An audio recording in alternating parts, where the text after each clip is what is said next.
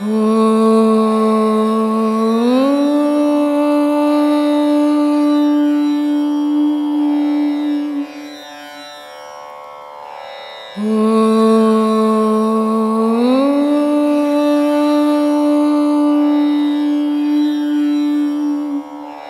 ஒரு கொஸ்டின் கேட்டேன். அது வந்து நீங்கள் என்ன சொன்னீங்க, உனக்கு எண்ணம் ஓடிட்டே இருக்குது, நீ கடந்ததை பார்க்காத, இருக்க எதிர்காலத்துக்காக இது பண்ணு, கடந்ததால் ஒன்றும் வராது. யாரோ சொன்னாங்க, எனக்கு அப்போ கூட தோணுது, அம்மா சொல்லியிருக்காங்க, அப்பா சொல்லியிருக்காங்க, எதுவுமே தோணுது. சில சமயம் கடந்த காலத்தை நினச்சி மற்றவங்க நம்மளை அசிங்கப்படுத்த நினச்சி கூட நிறைய நான் தூங்காமல் வந்திருக்கேன். நான் கூட உங்ககிட்ட சொல்லியிருக்கேன், சாமி இந்த மாதிரி வந்து எனக்கு மற்றவங்க ரொம்ப அசிங்கப்படுத்தியிருக்காங்க, எனக்கு ஸ்கூல் படிக்கும்போது நிறைய கஷ்டமாக இருந்திருக்கு அப்படின்ட்டு. ஆனால் இங்கே வந்து முதல் உபதேசம் வாங்க என்னால் ஃபுல்லாக பண்ண முடியல, 2 வாரம் பண்ணேன். ஏன்னா எனக்கு அப்புறம் ஒரு டவுட் வந்துச்சு. ஆனால் அப்போது வந்து எனக்கு ஒரு கிளாரிட்டி வந்தாமல் எந்த ஒரு விஷயம் நான் ஸ்டார்ட் பண்ணாலும் எனக்கு வந்து இது இப்படி பண்ணுன்னு ஒரு வார்த்தை வரவே வராது. ஏதாச்சும் வந்து ஒரு இது வந்துகிட்டே இருக்கும், இதை பண்ணால் அதாகிடும், அப்படி போய்டும், இப்படி போய்டும். ஏன்னா நான் வேலை விஷயமாக மாற்றத்துக்கு கூட நான் யோசிச்சிருக்கேன். எப்போவுமே வராது ஒரு தெளிவாக, அன்றைக்கி ஒரு வாட்டி வந்துடுது. சரி, இருந்தாலும் அவங்ககிட்ட ஒரு வாட்டி கேட்டு வந்துடுவோம், நம்ம சந்தேகத்தை இது பண்ணிவிட்டு கிளியராக பண்ணுவோம் அப்படின்னு வந்திருக்கேன். நிறைய டவுட் இருக்குது சாமி. இப்போது எல்லா கோயிலும் போகிறோம், எல்லா கோயிலுக்கும் மனுஷ உருவம் வச்சுருக்காங்க, சிவன் கோயிலில் மட்டும் லிங்கம் வச்சுருக்காங்க. அது எதனால சாமி? செத்துட்டா வெளியே இருக்கிறது மனுஷன் உருவம், முடிவு வந்து சிவலிங்கம் தான் மனுஷனுக்கு. கீழே ஒரு பொருளும் மேலே ஒரு பொருளும் போய் சேர்ந்து போச்சுன்னா நம்ம துபாய் போயிடுவோம். அது வரைக்கும் மனுஷன் உருவம் இருக்கும். மேலே இருக்கிறது ஆன்மா, கீழே இருக்கிறது சக்தி. இது ரெண்டும் சேரும்போது தான் சிவலிங்கம். அது ரெண்டும் சேர்ந்தால் மோட்சம்னு அர்த்தம். அது ரெண்டும் சேரதில்லை மனுஷனுக்கு. அதனால் சேராதால நரகத்துக்கும் இதுக்கும் போயின்னுக்கிறோம். இது ரெண்டும் சேரும்போது சொர்க்கத்துக்கு போயிடுவோம். அதனால் சிவலிங்கம் அடையாளம் இதுவாக நீ ஆகணுன்றதுக்காக வச்சுக்கணும். இப்போ அதே மாதிரி சிவலிங்கத்துக்கு நேராக நந்தி வச்சுருக்காங்க. இப்போ எல்லோரும் பார்த்தீங்கன்னா வந்தோடனே நந்தி காதில் சொல்லிவிட்டு அங்கே போயிடுறாங்க. எனக்கு நந்தியோட காதில் சொல்கிறாங்க. காது அதுக்கு ஓட்டக்குது கேட்டுக்கணும். அதுதான் எனக்கு ஒரு டவுட். ட்ரங்கால் பண்ணுறது. அதான் எனக்கு ஒரு டவுட். நந்திக்கிட்ட சொன்னால் சிவன்கிட்ட சொல்லிடுதுன்றாங்க. அப்புறம் எதுக்கு நீங்கள் இங்கே ஒரு இல்லை அது எப்படின்னா, அது அவங்க பிளான் எப்படின்னா, முதலமைச்சர்கிட்ட சொல்லணுன்னா மாவட்ட செயலாளர்கிட்ட சொல்லணும்ல. அந்த மாதிரி நந்தி மாவட்ட செயலாளர் மாதிரி முதலமைச்சர் மாதிரி செய்வோம். அதனால் நந்திக்கிட்ட சொல்லிட்டோன்னா அவர் போய் சொல்கிற மாதிரி ஒரு ஆள் வந்துக்கிறாரு நம்ம நண்பர் அப்படின்னு சொல்லுவார். அதுக்காக சொல்கிறது. இல்லை சாமி, ஏன்பா ஏதோ பைத்தியக்காரத்தனமா அவங்க பண்ணிங்க, நமக்கு எதுக்கு அந்த வீண் வேலை? நம்ம எதை நோக்கி பயணம் பண்ணுறோம் அதை நோக்கி பயணம் பண்ணு. ஊரில் பண்ணுறவங்கெல்லாம் பேச ஆரம்பிச்சோன்னா நாளே பத்தாது. அதான் சாமி, எனக்கு அது ஒரு சந்தேகமாக இருந்தது. இந்த சந்தேகம்லாம் உனக்கு வரக்கூடாது. இது யாருக்கு வரணும்? பக்தி பண்ணுறவங்களுக்கு வரணும். ஆன்மீகத்தில் போகிறவனுக்கு இந்த சந்தேகமே வரக்கூடாது. ஏன்னா இப்போ நீ சொன்னதுமா நான் எந்த வீடியோவும் பார்க்கறது இல்லைன்ட்டு, மற்றவங்க பேசுறதெல்லாம் கொஞ்சம் கற்பனையெல்லாம் கலந்து பேசுவாங்க, இலக்கணம் இலக்கியம் எல்லாம் கலந்து பேசுவாங்க. ஏன்னா அவங்கெல்லாம் படித்தவங்க, பெரிய ஆளுங்க. நானும் ஒன்றும் படிக்காத மடையன் நான். அதனால் எனக்கு இலக்கணம் இலக்கியம் தத்துவம் இதெல்லாம் தெரியாது. எதை பேசினாலும் நேராக பேசிடுவேன், உண்மையாக பேசுவேன். அதனால் உனக்கு பிடிச்சிருக்குது. ஆனால் உனக்கு பிடிச்சிருக்குன்னு ஊருக்கெல்லாம் பிடிக்கும்னு நான் சொல்ல முடியாது. என்ன ஒரு 12 கோடி பேருக்கு பிடிச்சிருக்குது, அவ்வளோதான். சொல்லு சாமி. அதே மாதிரி இன்னொரு டவுட்டு. இந்த கோயிலில் பார்த்தீங்கன்னா இந்த சிவனுக்கு வில்வம் இலைன்றாங்க, துளசி வந்து. ஆமாம், ஒவ்வொருத்தருக்கும். இப்போ நீ பிரியாணி சாப்பிட்ற, நான் ஒரு கஞ்சி குடிக்கிறேன், அது மாதிரி அதெல்லாம். Okay sir. இன்னொரு இது ஒரு வீடியோவில் பார்த்து சார், வசதிக்கு ஏற்ற மாதிரி சாப்பாடு இல்லை ஊட்டுங்கள, அதே மாதிரி வசதிக்கு ஏற்ற மாதிரி. அது இன்னொரு டவுட் சார். இப்போது அம்மா அப்பா வந்து கடைசி காலத்தில் பார்த்துக்காதவனுக்கு வந்து 7 நரகத்தில் வந்து இது இருக்குது, அகத்தியர் சொன்னான்னு சொல்லிட்டு ஒரு வீடியோவில் நீங்கள் சொன்னீங்க. இப்போ அதே மாதிரி பெற்றவங்க பசங்களுக்கு சரியாக கடமையை செய்யலை, ஒழுங்காக வளர்க்கலை அப்படின்னா அவங்களுக்கு ஏதாச்சும் இது இருக்கா? ஒன்றும் வராது. ஏன்னா உன்னை இந்த உலகத்துக்கு அடையாளம் காட்டினவங்க அவங்க தான், நீ அடையாளம் காட்டல அவங்கள இல்லையா? உன்னை என்னன்னு சொல்கிறாங்க? அவங்க பையன் தான் சொல்கிறாங்க. உங்கள் அம்மா என்ன சொல்கிறாங்க? அவங்க பையன்னு சொல்கிறாங்க. ஏன்னா இந்த உலகத்தில் ஒன்று படைச்சது அவங்க தான். அவங்க மனம் கோணாமல் நீ நடக்கணும், அதான் பிள்ளைக்கு அர்த்தம். அவங்க சரியாக செய்தாங்களா? சரியாக அவங்க ஒவ்வொரு குடும்பம் ஒவ்வொரு வசதிக்கு ஏற்ற மாதிரி தான் செய்ய முடியும். பக்கத்து வீட்டுக்காரன் குடும்பம் பணக்கார குடும்பமாக இருக்கும், அவன் பிள்ளைக்கு 1000 பண்ணி கொடுப்பாங்க. அவங்க அப்பா அம்மா தானே, அவங்க பண்ணுறாங்களே, எனக்கு பண்ணலையேன்னு பண்ண முடியுமா? கேட்க முடியுமா? கேட்க முடியாது. ஒருத்தன் பாக்கெட் 1000 ரூபாய் வச்சுக்கிறான், ஒருத்தன் பாக்கெட் 5 ரூபா கூட எல்லாம் சுற்றுறான், வசதிக்கு ஏற்ற மாதிரி. ஆனால் தாயும் தகப்பனும் பணத்தில் இல்லை, மனத்தில் இருக்குது. அதனால் தாய் தகப்பனை மொத்தத்தில் மதிக்க கற்றுக்குங்க. உங்களுக்கு இந்த உலகத்தில் அடையாளம் காட்டினது அவங்க தான், முதல் கடவுளே அவங்க தான். அவங்கள எவன் ஒருத்தன் தாய் தகப்பனை வழிபடுறானோ அவன் வாழ்க்கை நல்லா இருக்கும். தாய் தகப்பனை அவமதிச்சுட்டு கடவுளையே வழிபட்டாலோ கடவுள் சேர்க்க மாட்டான், அது ஞாபகம் வச்சுக்கோங்க. அப்போது அவங்க வீட்டில் இப்போ உதாரணத்துக்கு அப்பா வந்து குடிச்சிட்டு இது பண்ணுறாங்க, அது அவர் சௌகரியம், அவர் சாக போகிறாரு, உனக்கு என்ன போச்சு, நீ குடிக்காது இது. அவர் சொன்னால் கேட்டுப்பாரு, அவருக்கு பழக்கம் ஆகி போச்சு அது. அவர் போனால் போகிறாரு, நீ ஒழுங்காக சம்பாதிச்சு நீ வாழறத கற்றுக்கோ. அதை விட்டுட்டு எங்கள் அப்பா குடிக்கிறார் நான் கூட போய் குடிப்பேன் நீனா உன்னை விட மூடம் உலகத்தில் இல்லைன்னு அர்த்தம். அதனால் அதெல்லாம் குறை சொல்லி தெரிஞ்சின்னா காலமே போதாது உனக்கு. Okay sir. கடைசி கேள்வி சார். சொல்லு. இப்போது குழந்தை பிறந்தோடனே அது கையில் காசு கொடுத்துட்றாங்க, போன பிறகு நெத்தியில் ₹1 காயின் வச்சு. ஆமாம். இப்போது எதனால சாமி நம்ம சார் போகும்போது தான் ஆசை வருது, போன பிறகும் அது பிறந்தப்பவும் ஆசை வந்துச்சுன்னு அர்த்தம். அது போகும்போது கூட துட்டோட ஆசையோட போகணும், நெத்தியில் காசு வைக்கிறாங்க. பிறந்த உடனே நீ இந்த உலகத்தில் காசு சம்பாதின்னு கையில் காசு வைக்கிறாங்க. அப்போ இந்த காலெல்லாம் கட்டிடுறது இந்த 2 இது. ஆமாம், இனிமேல் ஒன்றும் அசைய முடியாது உன்னால். கால் கையெல்லாம் கட்டி உன்னை சுடுகாட்டுக்கு வச்சு போட்டேன் இப்போ கட்டுறது அது. Okay sir. போயிட்டேன். நன்றி சார். பல பேர்கிட்ட பேசும்போது சொல்லுவேன் நான், இந்த உபதேசம் வாங்கிட்டா என்னமோ முன்ன ஒரு 1000 வருஷத்துக்கு முன்னே குருக்குலம்னு வச்சுன்னு இருப்பாங்க. இந்த ஊருக்குள்ளெல்லாம் இந்த உபதேசங்கள்லாம் கிடையாது. குருமார்களும் ஊருக்குள்ளே இருக்க மாட்டாங்க, அவங்க தனித்து ஒரு குடியில் போட்டுக்கின்னு அங்கே இருப்பாங்க. அப்போது இந்த ஞான பாதையில் போனன்றவங்களை எடுத்துன்னு போய் அங்கே விட்டுடுவாங்க. 10 வருஷம் அவங்க ஊருக்குள்ளே வரக்கூடாது, அந்த குரு கூட தான் இருக்கணும். அப்போது அந்த பாசங்கள் இல்லாமல் போயிடும், மனம் மறுத்து போயிடும். அப்போ அவங்க ஊருக்குள்ளே வந்தால் கூட யாருக்கிட்டும் ஒரு உறவாகவே கொண்டாட மாட்டாங்க, ஒரு உருவமாகவே பார்ப்பாங்க. அப்படி இருக்கும்போது அவங்க காட்டுக்கு போவாங்க, இங்கே வருவாங்க. இங்கே குடும்பத்துக்குள்ளே இருந்துட்டு எந்த கொம்பனாலையும் பொண்டாட்டியை விட்டுட்டு போகவே முடியாதும்மா. எதை ஒன்றாலும் விட்டுடுவான், அம்மா விட்டுடுவான், அப்பா விட்டுடுவான், பிள்ளைங்கள கூட விட்டுடுவான். ஆனால் பொண்டாட்டியை விட்டு எவனாலையும் போக முடியாது, போனாலும் அவனால் வாழ முடியாது. அப்படியே புருஷன் போனாலும் பொண்டாட்டி நிம்மதியாக வாழ முடியாது. ஏன்னா அதனால தான் சொன்னான் திருமணம் பண்ணான். இது 3 பேர் சேர்ந்து நடத்துகிற விஷயம். இந்த பொண்ணு வீட்டுக்காரன் புள்ள வீட்டுக்காரன் இப்போ பொண்ணும் புள்ளியும் சேர்ந்து 3 பேர் ஒன்று கூட்டுற இது திருமணம். அப்படிப்பட்ட திருமணத்தை அவ்வளோ சீக்கிரம் இப்போ ஏதோ பேப்பரில் பிரிச்சுக்கின்னு ஓடிடுறாங்க. அப்படி பிரிச்சுக்கின்னு ஓடுறது இல்லை. சாவர வரைக்கும் ஒரு திருமணம் நடந்ததுன்னா அந்த பெண்ணுக்கு உரியவும் தனியாக போயிடுறான். திருமணம் நடந்ததுன்னா பிள்ளைக்கு உரியவனும் தனியாக போயிடுறான். ஆனால் இந்த ஆணும் பெண்ணும் சேர்ந்து ஒரு குடும்பமாக உருவாக்கி அவன் ஒரு சந்ததியை உருவாக்குறான்.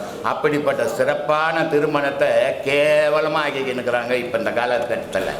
அதனால் இது யாரும் பயப்பட வேண்டிய அவசியமே கிடையாது. உனக்குள்ளவே உன்னை தேடுறதுல எங்கே போயிட்டு நீ இமயமலையில் போயிருந்தால் கூட உன் பொண்டாட்டி மேலே உன் வீட்டு மேலே தான் ஞாபகம் இருக்கும். அதனால் அதெல்லாம் ஏமாற்றிக்கின்னுக்கிற வேலை, அதெல்லாம் நடக்காத காரியம், எவனாலேயும் முடியாது. சும்மானா பொய் சொல்லிக்கின்னு பயம் புத்திக்கின்னுக்கிற விஷயம். பயப்பட வேண்டிய அவசியமே கிடையாது. கடவுளை தேடுறதுல என்ன பயங்குது? கோவிலுக்கு போனால் ஓடி போட்டு மாட்டானப்போ. ஓடி போகிறவனுக்கு இந்த பாடமெல்லாம் தேவை, தானாகவே ஓடி போடுவான். அதனால் யாரும் பயப்பட வேண்டியதே இல்லை. தைரியமாக அந்த பாடத்தை பண்ணலாம். அது ஆணாக இருந்தாலும் பெண்ணாக இருந்தாலும். ஒரு விஷயத்தை மட்டும் சொல்கிறேன், இது பெண்ணு உபதேசம் வாங்கலை, ஆணும் உபதேசம் வாங்குறான். அந்த பெண்ணு அந்த ஆணுக்கு தடையாக இருக்கக்கூடாது. அதே நேரத்தில் பெண்ணு தெய்வ வழிபாடு அவங்க வீட்டில் பரம்பரையாக இவ்வளோ நாள் எப்படி கும்பிட்டானோ அப்படி கும்பிட்றதுக்கு இந்த ஆணும் தடையாக இருக்கக்கூடாது. அப்படி இருந்தால் 2 பேருமே நிம்மதியாக வாழ முடியாது. அவன் போக்கில் அவன் போட்டோம், உன் போக்கில் நீ கும்பிடு. நாளைக்கு ஒரு நாளைக்கு அவன் போகிற மாதிரியே நீ போனோன்னா வந்துடு, அந்த பாதையிலே போங்க. 2 பேருமே நல்ல நிலைக்கு போகணுன்றதுக்கு தான் இந்த வழிபாடே இருக்குதும்மா. இப்போ கோயிலுக்கு போய் தேங்காய் உடைக்கிறீங்க, சாமிக்காக கொடுக்குறீங்க. எப்போது சாமிக்கு யாருன்னா தேங்காய் கொடுத்துக்குறேன்னா, இல்லை சாமி தேங்காய் எடுத்து துண்ணு இருக்குதா? தேங்காய் உடைச்சி சாமி தேங்காய் பூ பழம் வாங்கிட்டு போகிறீங்க. என்னென்ன வாங்கிட்டு போகிறீங்க? பழம் வாங்குறீங்க, பூ வாங்குறீங்க, தேங்காய் வாங்குறீங்க, கற்பூரம் வாங்குறீங்க, வெத்தலை பாக்கு வாங்குறீங்க. இதையெல்லாம் எதுக்கு வாங்கிட்டு போய் வச்சு சாமி கும்பிட்றீங்க? சாமி இதெல்லாம் கேட்டுதா? எப்போ சாமி பேசிச்சு முதல்ல மனுஷங்கிட்ட? சும்மா ஏமாத்தின்னுக்கிறான். சாமி இத்தை சொல்லிச்சு அத்தை சொல்லிச்சு இது பண்ணி. சாமி பேசுமா? சாமி பேசினா இவன் கஷ்டப்படுவானா? சாமி பேசுனா அந்த உலகம் இப்படி இருக்குமா? சாமி பேசாது, பார்க்கும், அவ்வளோதான். ஆனால் பேசாத சாமிக்கு இதெல்லாம் வச்சு வழிபடுறீங்க. எதுக்காக? இதை சாமிக்காக இல்லை, எல்லாமே உங்களுக்காக தான். தேங்காய் உடைச்சி சாமி பக்கம் வைக்க வேண்டிய தேங்காவை ஓட்டை சாமி பக்கம் வச்சுட்டு உங்கள் பக்கம் தேங்காயை வச்சுக்கிறீங்களே, என்ன காரணம் அதுக்கு? உங்கள் மனம் வெள்ளையாக ஆகணுன்றதுக்காக தான் அந்த தேங்காயை. அதனால தான் சொன்னார், அகங்காரம் உள்ளடக்கி ஐம்புலனை சுட்டறுத்து தூங்காமல் தூங்கி சுகம் பெறுவது எக்காலம்னார். தேங்காய் கருணை வெள்ளம் தேக்கிருந்து உண்பதற்கு வாங்காமல் விட்ட குறை வந்தெடுப்பது எக்காலம்னார். மனம் எப்படி இருக்குன்னா தேங்காய் கருணை மாதிரி வெள்ளை மாதிரி இருக்கணுமா. அதை மாதிரி வெள்ளை ஆடையை நீ போட்டு கலர் ஆடை போடும்போது மனம் தடுமாறும், வெள்ளை ஆடை போடும்போது மனம் தடுமாறாது. அதனால் ஞானத்தில் வெள்ளை ஆடை போடணும் அப்படின்றதுக்காக நம்ம வெள்ளை ஆடை கட்ட சொல்கிறோம். தேங்காய் உடைக்கிறது மும்மலத்தை நீக்கிறதுக்காக. மேல் மட்டை ஓடு காய் நீக்கினா அமுதம் கிடைக்கும். மும்மலம் அது 3 பாவங்கள். தாய் தாப்பனால் வந்த பாவம், நம்மளால் வந்த பாவம்லாம் நீக்கிறதுக்கு தான் தேங்காய் உடச்சி வைக்கிறோம். வெத்தலை எதுக்கு வைக்கிறோம்? காற்று தனக்குள்ளே இருக்குது, அந்த காற்றை ஆடிக்கின்னு இருக்குது, அந்த ஆட்டத்தை நிறுத்தத்துக்கு தான் வெத்தலை வச்சு கும்பிட்றோம். பூ எதுக்கு வைக்கிறோம்? ஆகாயத்தை வச்சு கும்பிட்றோம். நெருப்பு கற்பூரம் எதுக்கு வைக்கிறோம்? நெருப்பை வச்சு கும்பிட்டுன்னுக்குறோம். பாக்கு எதுக்கு வைக்கிறோம்? தண்ணிக்கு கும்பிட்றோம். 5 பஞ்சபூதத்தை தான் நம்ம இறைவனாக வழிபட்டுன்னுக்குறோம். 5 பஞ்சபூதம் தான் மனுஷனுக்கும் தெரியும், கடவுள் தெரியாது. 5 பஞ்சபூதம் தான் கடவுளே நம்மளை படைக்கல. 5 பஞ்சபூதம் தான் நம்மளை படைச்சது. இந்த 5 பஞ்சபூதம் தனியாக இருக்கிற வரைக்கும் கடவுள் தெரியாது. இந்த 5 பஞ்சபூதத்தை ஒன்றாக்கணும் ஞான வழியில் கடவுள் தெரியும். அதனால தான் இந்த பாதையெல்லாம் நமக்கு முன்னோருங்க வகுத்து கொடுத்துருக்குறாங்க. இது தெரியாமல் நம்ம தடுமாறிக்கணும், வேஷம் போட்டுக்கணும், ஊரை பயம்படுத்தினுக்கிறதுல ஒரு பயனும் கிடையாதுமா. இறைவன் எங்கே இருக்குது? அதனால தான் சொன்னார், ஓடி ஓடி உட்கலந்த ஜோதியை நாடி நாடி நாட்களும் கழிந்து போய் வாடி வாடி வாடி போன மாந்தர்கள் கோடி கோடி எண்ணிருந்த கோடியணும். கடவுளுன்ற ஒரு பேரொழியை தேடி செத்து போனவன் எண்ணியே சொல்ல முடியாதுடான்ட்டார். அத்தனை கோடி பேர் செத்து போயிட்டான். ஆனால் அந்த கடவுளுன்ற ஒளி உனக்குள்ளவே இருக்கிறது. அதனால் சொன்னால், ஒரு தரித்த நாடியில் ஒடுங்குகின்ற வாய்வினை கருத்தினால் இருத்தி கபாலமேற்ற வல்லாரல் விருத்தரும் வளராவார் மேனியும் சிவந்தடும் அருள் தரித்த பாதம் அம்மை பாதம்னு சிவசக்தியின் மேலே சத்தியம் பண்ணி சொல்கிறா. கடவுள் உனக்குள்ள இருக்கிறான் திருவாய்க்கல். அப்போது உனக்குள்ளே தேடி உன் வழியை காட்டும்போது, அதை உனக்குள்ளே தேடும்போது அடாடாடா இல்லை அது தெய்வம் சிலை தான் அது, ஆனால் தெய்வம் நமக்குள்ளே தான் இருக்குது அப்படின்னு தெரியும் போது கோவிலுக்கு போக மனம் வரல. உங்களுக்குள்ளவே தேடுறீங்க. இவ்வளோதாம்மா வித்தியாசம். முன்னேறு சரியாக போனால் பின்னேறு சரியாக வரும் அப்படின்பாங்க. முன்னே உழுதுன்னு போகிற ஏறு கோணையை மானியமாக ஓட்டிக்கின்னு போனால் அந்த கலப்பையை பின்னாடி வர ஏற அந்த கலப்பை அதுக்கேற்ற மாதிரி தான் போட்டுக்கின்னு போகும். அப்போ முன்னாடி போகிற ஏறு நேராக போச்சுன்னா தான் பின்னாடி போகிற ஏறு அது பக்கத்தில் நேராக போகும். அதனால சொன்னால், முன்னே போகிற ஏறு சரியாக போச்சுன்னா பின்ன போகிற ஏறு சரியாக போகணும்னா, ஒரு குடும்பத்தில் முதல்ல தாய் தகப்பு சரியாக இருக்கணும். சரியாக இருந்தால் தான் அந்த வம்சம் சரியாக வரும். தாய் தகப்பனுக்குள்ளே பகை வந்து மனசில் விரோதம் வச்சுக்கின்னு சண்டை சச்சரவு குழப்பங்கள் பண்ணிக்கின்னு இருந்தால் அதை இளமையிலேயே அந்த குழந்தைங்க கவனிக்கும் போது முதுமையில் அதுவே வரும் அதுங்கிறது. அதனால் சொன்னான், தொட்டில் பழக்கம் சுடுகாடு மட்டும் பண்ணான். எப்போ அது மனசில் இளமையில் எது ஊறுதோ அதை எவ்வளோ வளர்ந்தாலும் அது மறக்க முடியாது. அந்த மாதிரியான நிலைக்கு நம்ம குழந்தைங்களை நம்மளே பயன்படுத்திடக்கூடாது. நம்ம வாழ்ந்த வாழ்க்கை எப்படியோ இருந்துட்டு போட்டோம், நம்ம பிள்ளைங்க வாழ்க்கை நல்லா இருக்கணும், தெய்வ பக்தியோடு வாழணும் அப்படின்ற நினைவோடு நம்ம வாழ்ந்தோம்னா அதுங்க வம்சம் நல்லா இருக்கும். பின்னாடி அது நமக்கு கெடுதல் பண்ணாமல் வாழும். அதனால் நம்ம வழிகாட்டியாக நிற்கணும் அதுங்களுக்கு. அதை தான் சொல்லின்னு இருக்கிறோமா ஒவ்வொரு வீடியோவிலும். தெய்வம்ன்றது கற்பனையில் கும்பிட்டுன்னுக்கிறாங்க இப்போ. ஆனால் தெய்வம் கற்பனையில் இல்லை, நிஜத்தில் இருக்குது. இவன் மனசில் அந்த நிஜத்தை அடைய முடியாதால இவன் கற்பனையிலேயே கடவுளை பற்றி பேசி தெரிஞ்சுன்னுக்கிறான்.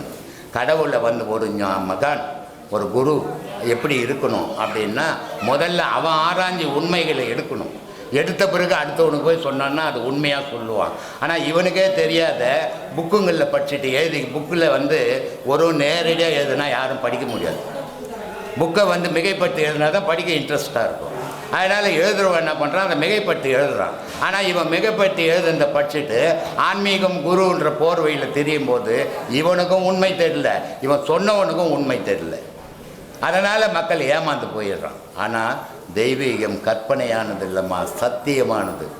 அந்த சத்தியமான பொருளை நீ அடையணுன்னா நீ முதல்ல சத்தியத்தில் நின்னா தான் அதை அடைய முடியும்.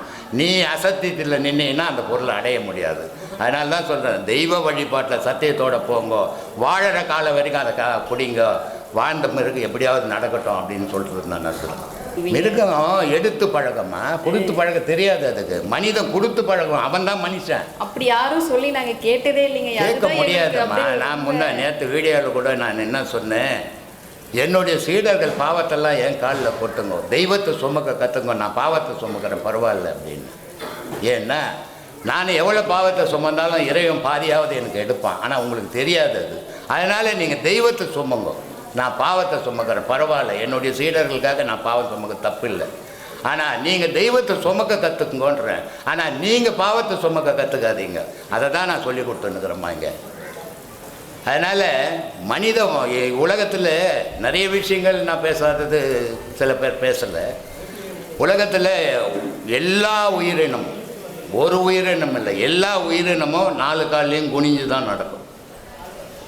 மனித குரங்கு கூட குனிஞ்சு தான் நடக்கும். ஆனால் மனிதன் மட்டும்தான் நிமிர்ந்தே நடப்பான். அதனால் பட்டினத்தார் சொல்கிறார், கடைசி காலத்தில் நீ எப்படி ஆகிறன்னா மந்தி மாதிரி அவர் இடணும், குரங்கு மாதிரி ஆயிடுறான். நம்ம மனுஷன் 4 காலில் நடக்கிற நிலைக்கு கூணு வளைஞ்சு போயிடுறான், அது மந்தி. ஆனால் மனிதன் மட்டும் நிமிர்ந்து நடக்கிறான்.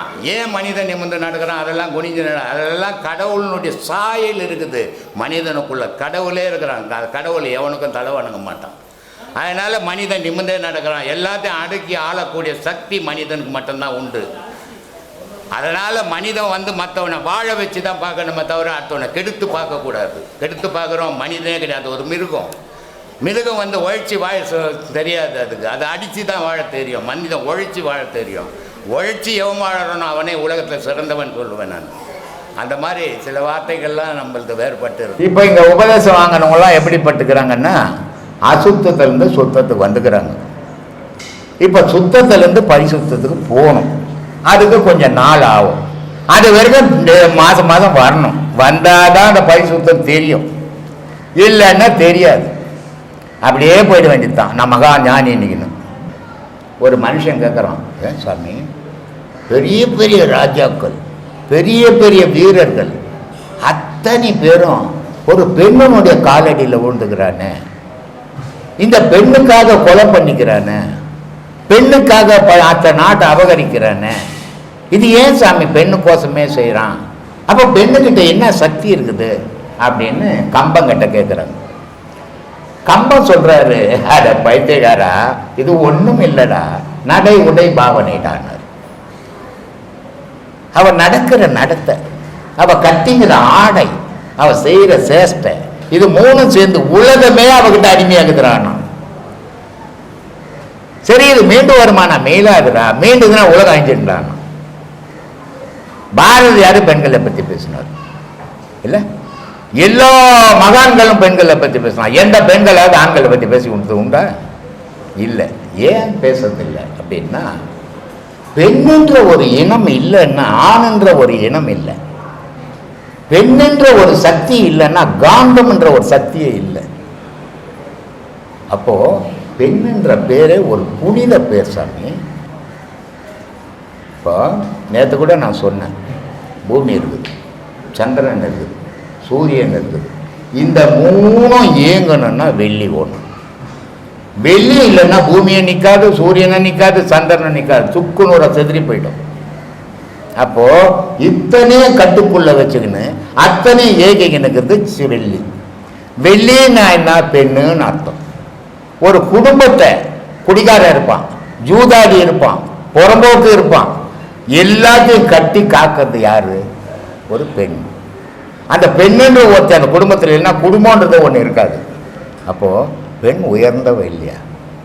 இந்த பூமியில் சிவம்ன்றது ஆகாயத்தை சம்பந்தப்பட்டது, சக்தின்றது பூமியை சம்பந்தப்பட்டது. இந்த சக்தின்ற ஒரு தெய்வம் பூமியில் இல்லைன்னா, பெண் தெய்வம் இல்லைன்னா நீ நானும் பிறக்கவே மாட்டோம் சாமி. ஒரு பெண் ஒரு ஆணை நல்ல வழியில் அவள் பயன்படுத்தினால்னா அவனுடைய வாழ்க்கை சிறப்பாக போயிடும். ஒரு பெண் அவனை தீய வழியில் பயன்படுத்தினால்னா அந்த வாழ்க்கையே அழிஞ்சுது. அப்போது ஒரு மனிதனுடைய வாழ்க்கை ஆனந்தமாக இருக்கிறது ஒரு பெண்ணுடைய கையில் இருக்குது. அதனால தான் கல்யாணம் ஆணுச்சுன்னா ஒரு ஆணுக்கும் ஒரு பெண்ணுக்கும் ஆம்பளை கையில் குத்து விளக்கு குத்து, நீ தாம்பா கொலை விளக்கு, நீ தாம்பா என் குடும்பத்தை காப்பாற்றணும் சொல்லிக்கிறோமா? இங்கே நான் சொல்லிக்கிறோமா? ஏன் அதெல்லாம் சொல்ல மாட்டீங்களே? ஒரு பெண்ணுக்கிட்ட குத்து விளக்கு கொடுத்து, எம்மா என் குல தெய்வமே நீ தான், என் குடும்ப மான மரியாதையே நீ தான், இந்த குடும்ப குத்து விளக்கே நீ தான், இதை எடுத்து பத்திரமா வைமான்னு பெண்ணுக்கிட்ட தானே கொடுத்த. இதெல்லாம் கொடுத்துட்டு என்கிட்ட கிராஸ் கொஸ்டின் கேட்டுங்க, எப்படி நியாயம்? இவ்வளவும் ஏன் பேசலாம் தெரியுமா? நிறைய ஆன்மீகவாதிங்க பேசுனாங்க.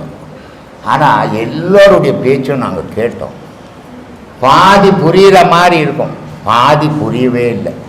ஆனால் வேறு விதி இல்லைன்னு 1 மணி நேரம் உட்காந்து இருந்துட்டு வந்துட்டோம். வீட்டுக்கு வந்துட்டு யோசித்தா ஒன்றும் புரியல எங்களுக்கு.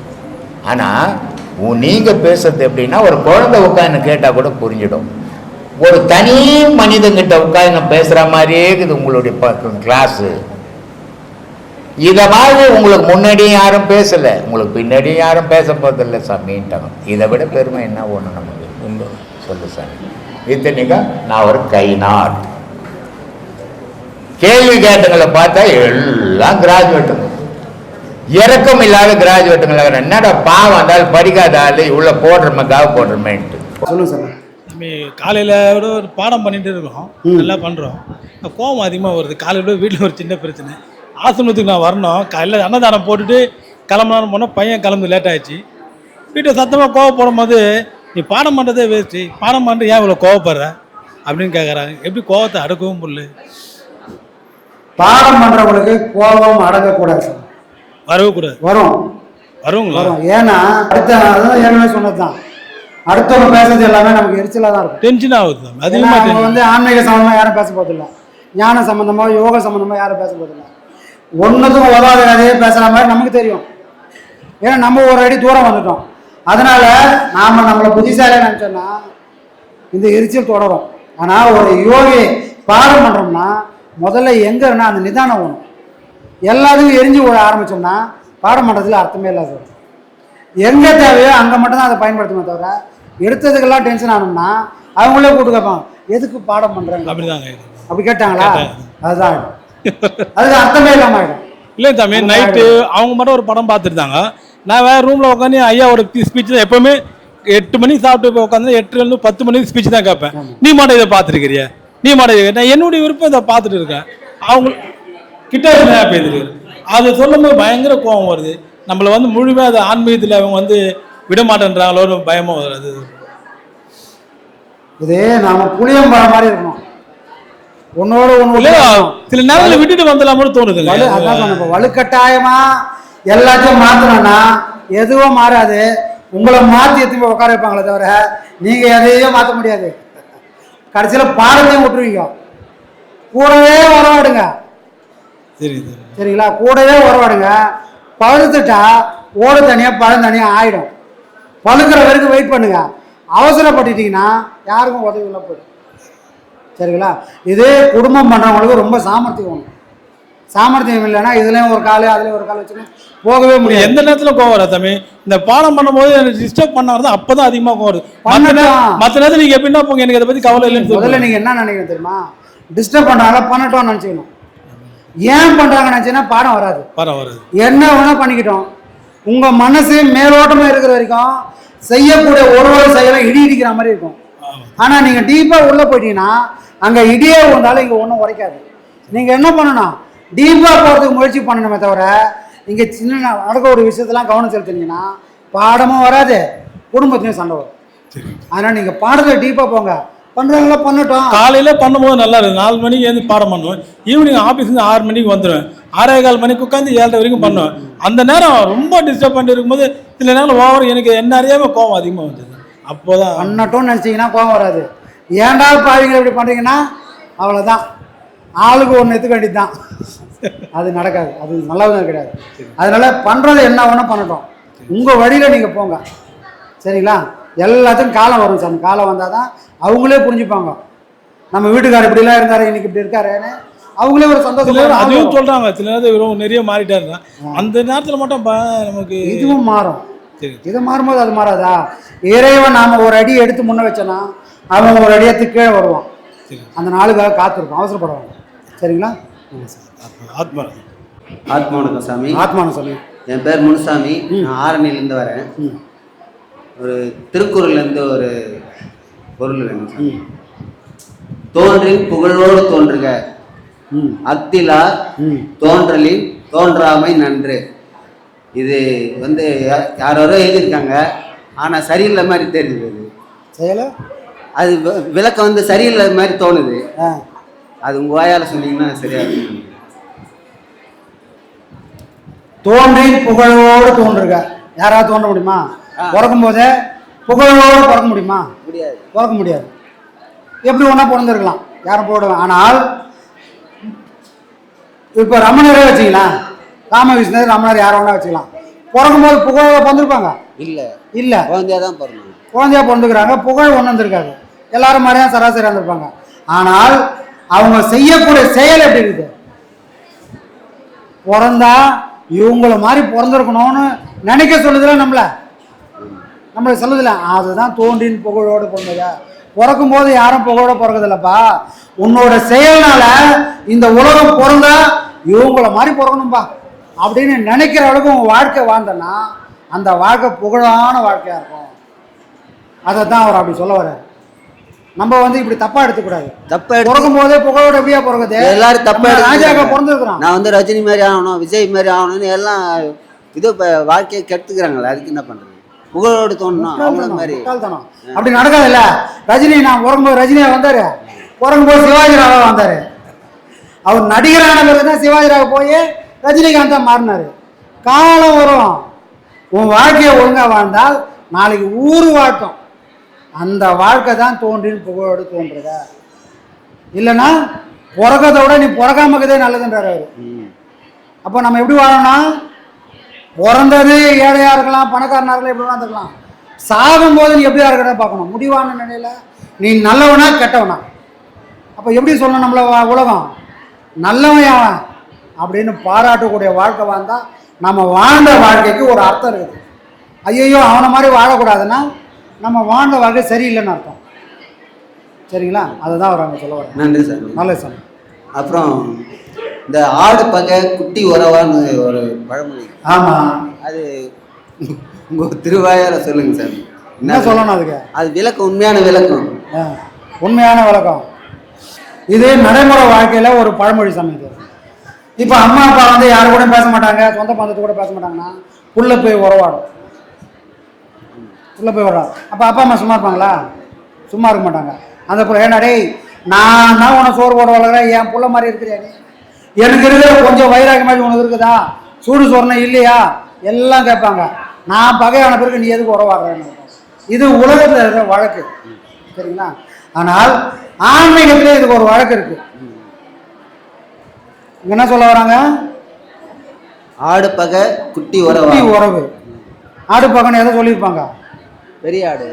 பெரிய ஆடா? குட்டி பகன்னு எதை சொல்லியிருப்பாங்க? குட்டி உறவுன்னு. குட்டி ஆடு. மூச்சு சொல்றாங்க. மூச்சு சொல்றாங்க.